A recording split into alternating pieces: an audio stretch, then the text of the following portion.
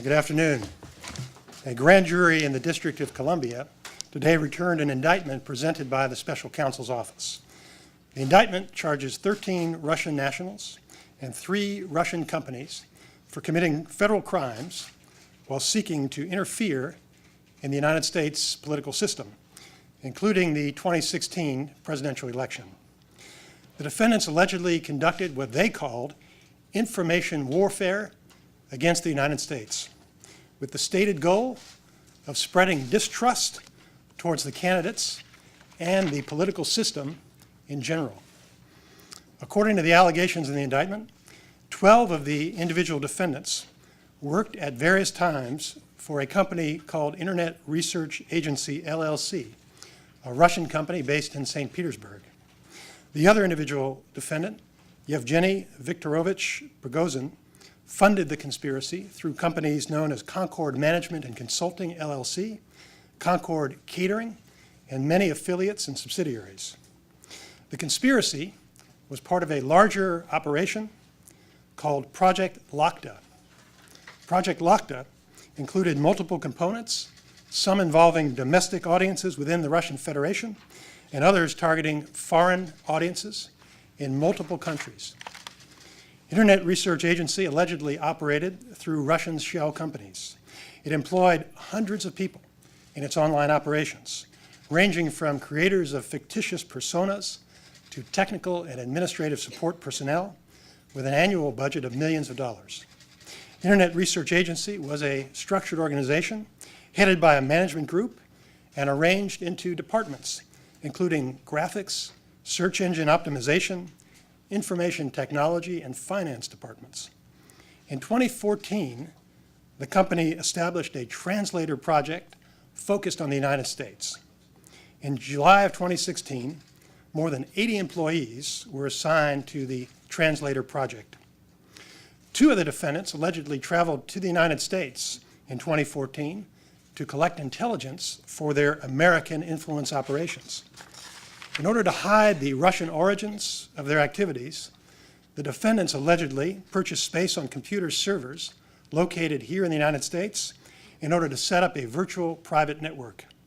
The defendants allegedly used that infrastructure to establish hundreds of accounts on social media networks such as Facebook, Instagram, and Twitter, making it appear that those accounts were controlled by persons located in the United States.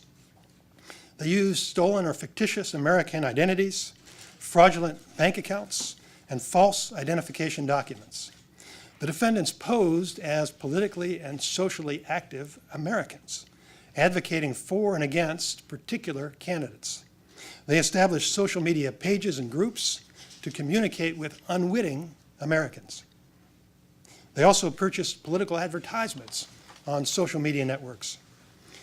The Russians also recruited and paid real Americans to engage in political activities, promote political campaigns, and stage political rallies.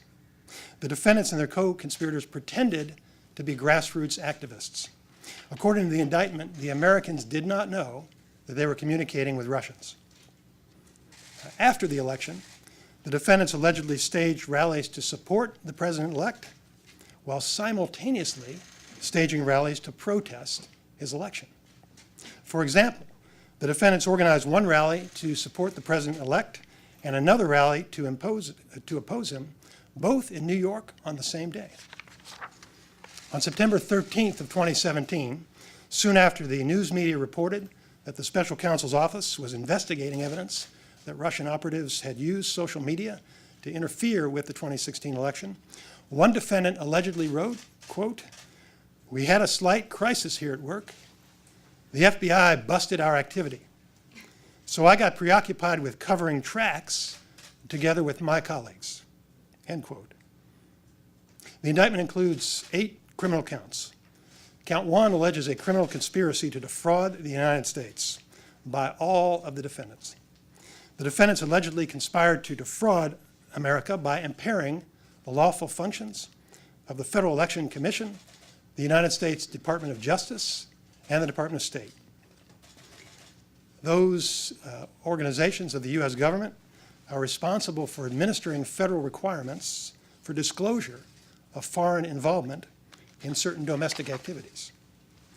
Count 2 charges conspiracy to commit wire fraud and bank fraud by Internet Research Agency and 2 of the individual defendants.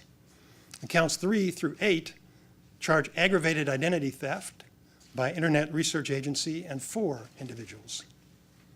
Now, there is no allegation in this indictment that any American was a knowing participant in this illegal activity. There is no allegation in the indictment that the charged conduct altered the outcome of the 2016 election. I want to caution you that everyone charged with a crime is presumed innocent unless and until proven guilty in court. At trial, prosecutors must introduce credible evidence that is sufficient to prove each defendant guilty beyond any reasonable doubt to a unanimous jury. The special counsel's investigation is ongoing. There will be no comments from the special counsel at this time. This indictment serves as a reminder that people are not always who they appear to be on the internet. The indictment alleges that the Russian conspirators want to promote discord in the United States and undermine public confidence in democracy. We must not allow them to succeed. The Department of Justice will continue to work cooperatively with other law enforcement and intelligence agencies and with the Congress to defend our nation against similar current and future efforts. I want to thank the federal agents and prosecutors who are working on this case for their exceptional service, and I'll be happy to take a few questions. Is there concern that this indictment undermines the outcome of the election? What I've identified for you are the allegations in the indictment. There's no allegation in the indictment of any effect on the outcome of the election. Jessica. On page 4 of the indictment, paragraph 6, it specifically talks about the Trump campaign, saying that defendants communicated with unwitting individuals associated with the Trump campaign.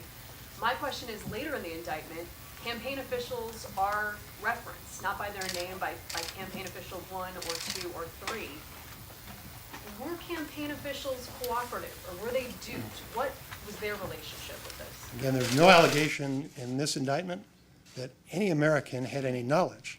And the nature of the scheme was that the defendants took extraordinary steps to make it appear that they were ordinary American political activists, even going so far as to base their activities on a virtual private network here in the United States. So if anybody traced it back to that first jump, they appear to be Americans. Catherine. Take one more question.